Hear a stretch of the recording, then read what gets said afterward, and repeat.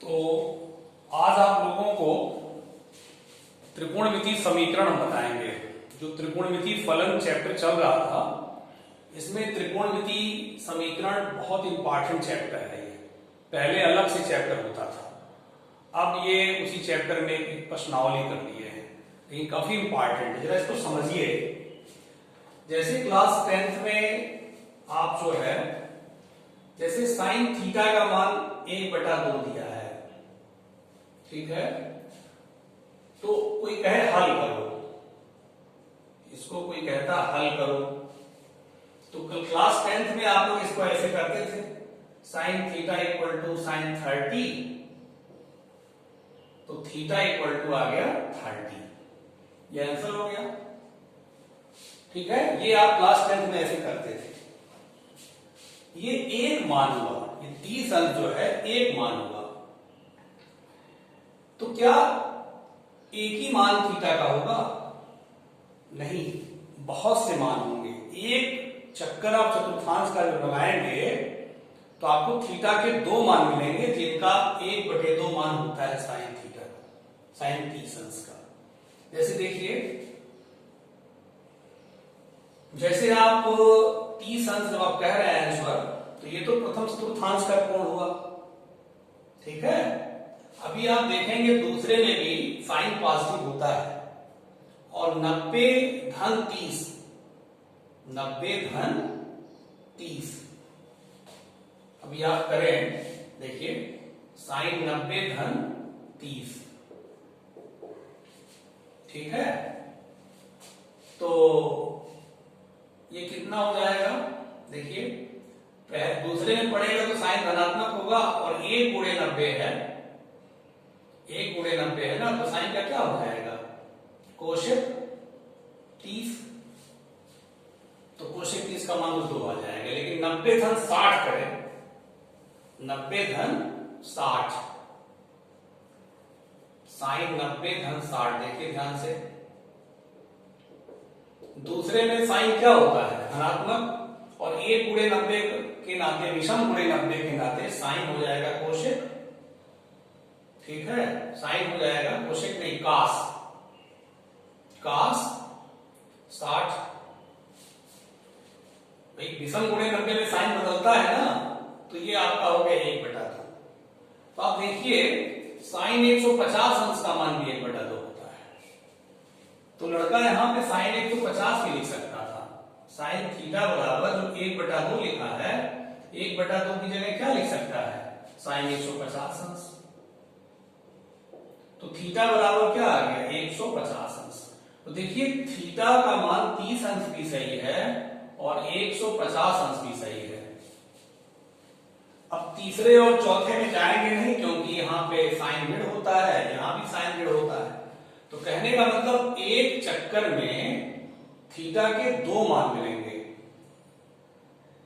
ये तो आपने एक मान बता दिया, जो कि क्लास 10th में आप कर देते थे ऐसे, लेकिन यहां पर आपको थीटा का मुख्य मान बताना है और थीटा का व्यापक मान बताना है। मुख्य मान जो होता है वो एक चक्कर में थीटा के जितने कोण सेटिस्फाई करेंगे, एक चक्कर में थीटा के जितने कोण सेटिस्फाई करेंगे वे मान मुख्य मान कहलाएंगे। और समस्त जितने भी आप मान लीजिए कोई 2 चक्कर लगाए, 3 चक्कर लगाए, 4 चक्कर लगाए, 100-200 चक्कर लगाए, कभी ये चक्कर लगाना खत्म तो होगा नहीं। तो थीटा के तो बहुत सारे मान होंगे, अनगिनत मान होंगे, उन मानों को कहेंगे थीटा का व्यापक मान। तो यहां पे आज हम लोग सीखेंगे कि थीटा के मुख्य मान कौन होते हैं और थीटा के व्यापक मान कौन होते हैं, ठीक है। ये तो मान निकालना कक्षा 10 में आप समझते थे, कक्षा 10 में आप ये एक मान बता देते थे, आपका काम हो जाता था। लेकिन यहां पे आपको थीटा के कई मान बताने हैं जो कि इसको संतुष्ट करे, ठीक है। तो पहले तो त्रिकोणमिति समीकरण की परिभाषा आप जानिए। देखिए त्रिकोणमिति समीकरण, जैसे ये साइन थीटा इक्वल टू 1/2, ये त्रिकोणमिति समीकरण है। क्योंकि इसमें देखिए ये त्रिकोणमिति फलन है और बराबर लगा है तो समीकरण हो गया। तो त्रिकोणमिति फलन जिसमें होगा वह समीकरण जिसमें त्रिकोणमिति फलन हो उसे त्रिकोणमिति समीकरण कहते हैं। तो परिभाषा लिख लीजिएगा पहले, डिफिनीशन।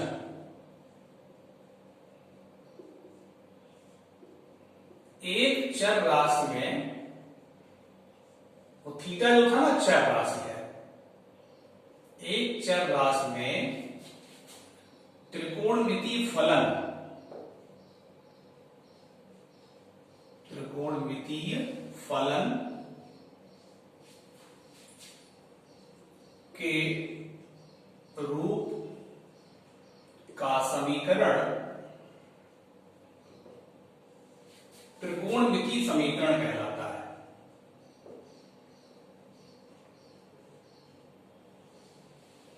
समीकरण कहलाता है।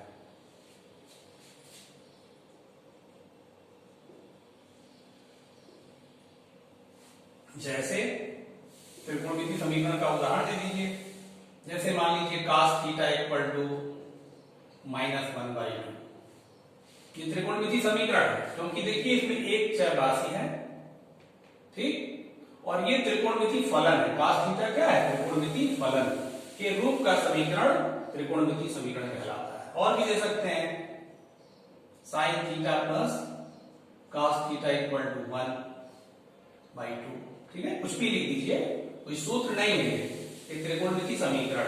त्रिकोणमिति समीकरण का मतलब वह समीकरण जिसमें साइन, कॉस, सेक, कोशेक, टैन, कॉट ये सब त्रिकोणमिति फलन आए तो वह समीकरण त्रिकोणमिति समीकरण कहलाता है। ठीक है, इसको नोट कर लीजिएगा। अब देखिए त्रिकोणमिति समीकरण में दो प्रकार के हल होते हैं। किसी भी समीकरण का हल होता है ना, वैसे त्रिकोणमिति समीकरण का हल, त्रिकोणमिति समीकरण, सब फेयर कॉपी पे लिखते जाइएगा अच्छे से, पहले समझ लीजिए फिर आप उसको नोट करिएगा। त्रिकोणमिति समीकरण के हल, त्रिकोणमिति समीकरण के दो प्रकार के हल होते हैं। त्रिकोणमितीय समीकरण के हल दो प्रकार के होते हैं,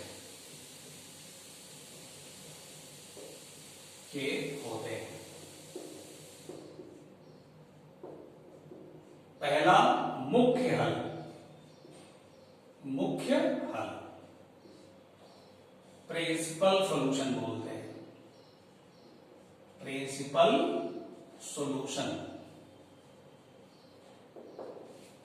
दूसरा होता है व्यापक हल, व्यापक हल का मतलब जनरल सॉल्यूशन, इंग्लिश में बोलते हैं जनरल सॉल्यूशन। ठीक है, अब मुख्य हल के बारे में आप जानिए। त्रिकोणमिति समीकरण का मुख्य हल,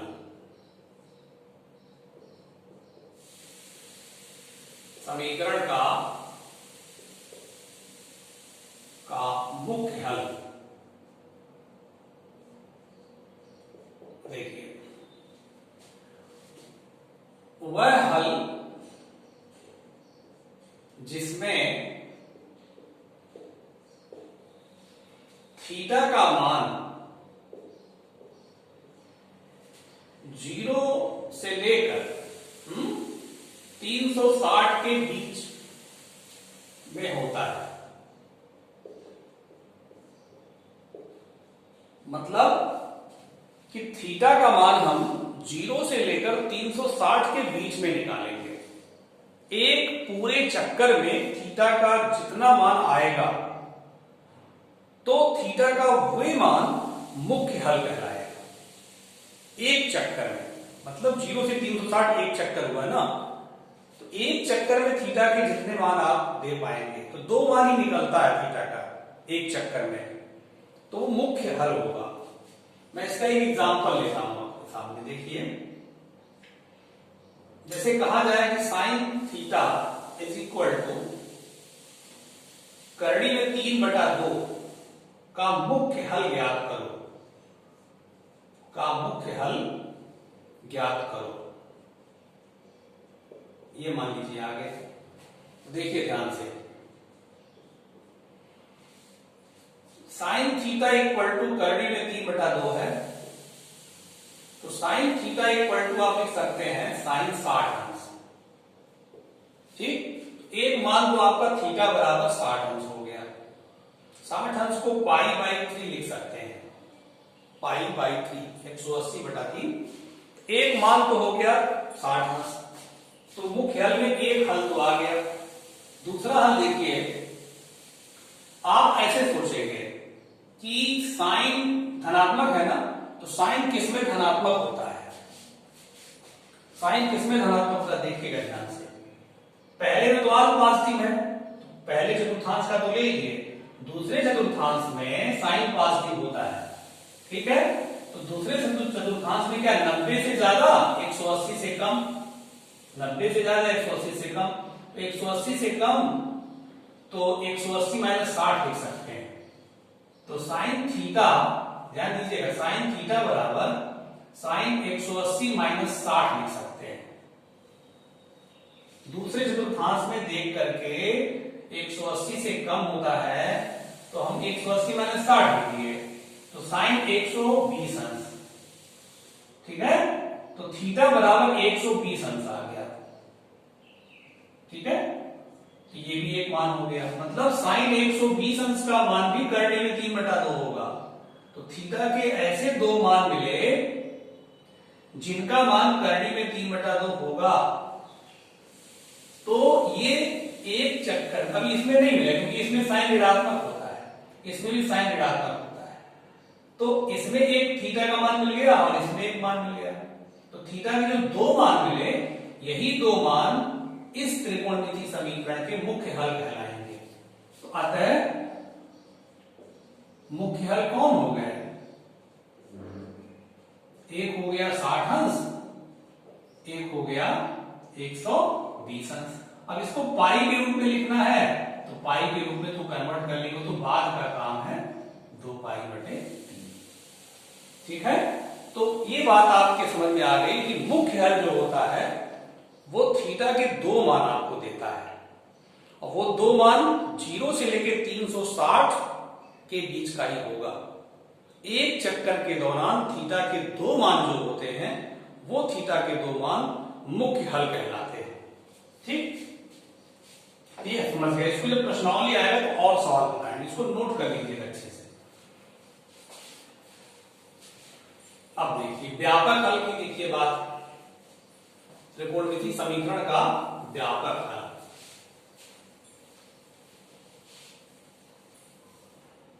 व्यापक हल का मतलब ये हुआ कि थीटा के समस्त मान, जितने मान हो सकते हैं, एक चक्कर की बात नहीं, दो चक्कर की बात नहीं, 3 चक्कर की बात नहीं, 100 चक्कर की बात नहीं, जितने मान हो सकते हैं पॉसिबल थीटा के, वे सारे मान उस व्यापक हल में समाहित होंगे। त्रिकोणमिति समीकरण का व्यापक हल, मितीय समीकरण का व्यापक हल। इसको ध्यान से देखिएगा, बहुत ही मेन मैटर यही है, general solution of trigonometric equation, trigonometric equation. देखिए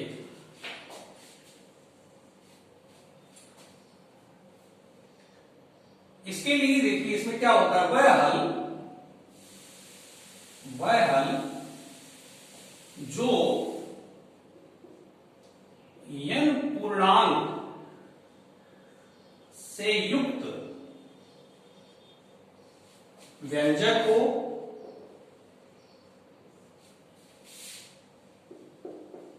एवं जिसमें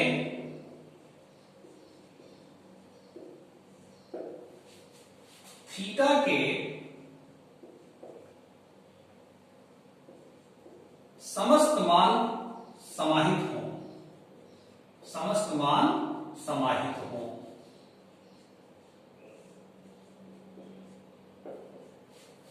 कामा त्रिकोणमिति समीकरण कहलाता है, त्रिकोणमिति समीकरण का व्यापक हल कहलाता है, समीकरण का व्यापक हल कहलाता है।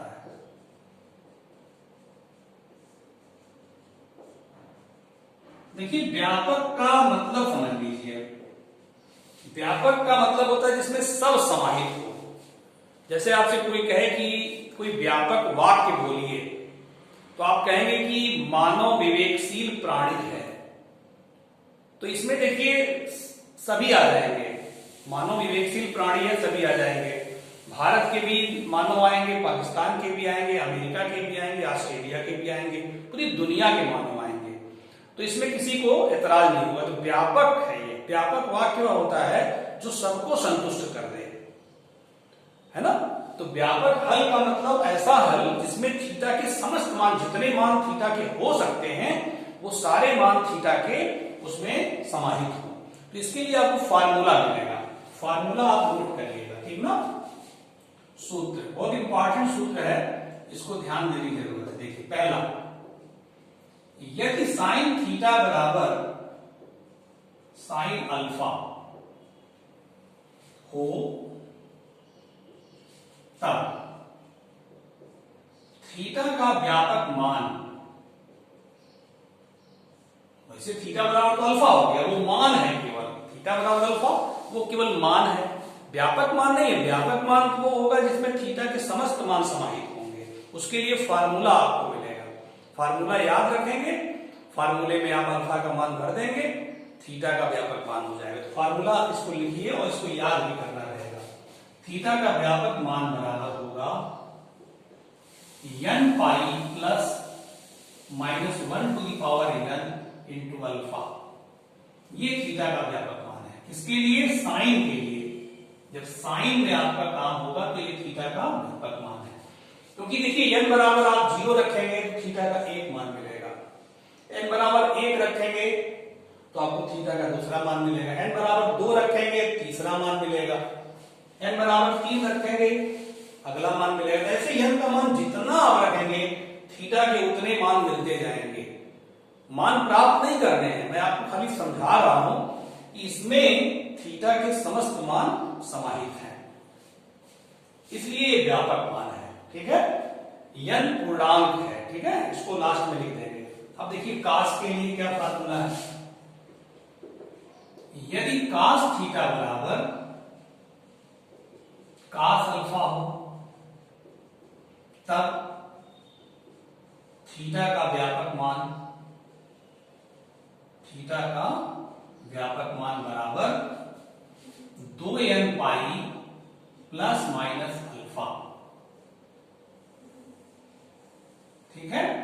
ये जो n लिख रहे हैं यहां पे आप अपनी इच्छा से स्मॉल r में लिख सकते हैं, स्मॉल p भी लिख सकते हैं, कोई जरूरी नहीं कि n ही लिखा जाए, आप स्मॉल r लिखें, आप स्मॉल p लिखें, ठीक है। थर्ड, यदि tan थीटा बराबर, tan का फार्मूला लीजिए, यदि tan थीटा बराबर tan अल्फा हो तब थीटा का व्यापक मान बराबर होता है n pi plus alpha, n pi plus alpha. ये tan के लिए हो गया, ठीक है। तो साइन के लिए है, कॉस के लिए है, tan के लिए। आप सोच रहे होंगे कोसेक के लिए क्यों नहीं है, सेक के लिए क्यों नहीं, कॉट के लिए क्यों नहीं। कोसेक आएगा तो पलट कर हम साइन में बदल लेंगे, सेक आएगा तो पलट के कास में बदल लेंगे, काट आएगा तो पलट के tan में बदल लेंगे। तो केवल साइन कास tan के लिए फार्मूला बनाया गया व्यापक मान निकालने के लिए। तो ये हो गया 3 फार्मूले। एक और है चौथा, इसको बढ़िया से नोट करके याद रखना है। देखिए चौथा क्या है,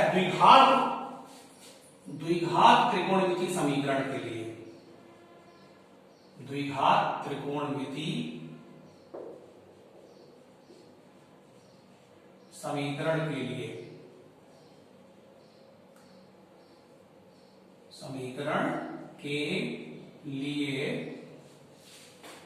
व्यापक मान।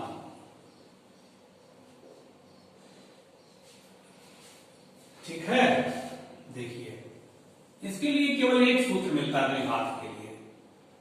यदि sine square theta is equal to sine square alpha या cos square theta equal to cos square alpha या tan square theta equal to tan square alpha. कहने का मतलब चाहे साइन में दिया हो स्क्वायर, चाहे cos में, चाहे tan में, सबके लिए एक कॉमन फार्मूला है। लेकिन द्विघात के लिए जब वर्ग द्विघात रहेगी तभी हो, तब थीटा का व्यापक मान, थीटा का व्यापक मान बराबर n pi plus minus alpha. ये इसको नोट कर लीजिएगा। देखिए 4 सूत्र लिखवाए हैं, चारों अच्छे से कॉपी में नोट कर लीजिएगा। मैं आपको एक एग्जांपल लेके बताता हूं, देखिएगा, इसको नोट कर लीजिएगा। एक एग्जांपल लेकर बता रहा हूं व्यापक मान कैसे निकाला जाता है। देखिए, यदि साइन थीटा बराबर 1/2 हो तो व्यापक हल ज्ञात कीजिए। व्यापक हल ज्ञात करो या व्यापक हल करो। देखिए इसका साइन थीटा बराबर 1/2 दिया है ना, क्योंकि तो साइन थीटा बराबर आप साइन 30 लिख सकते हैं। साइन 30 का मतलब π/6, 180/6 साइन 30 π/6। तो देखिए अल्फा की जगह ये आ गया।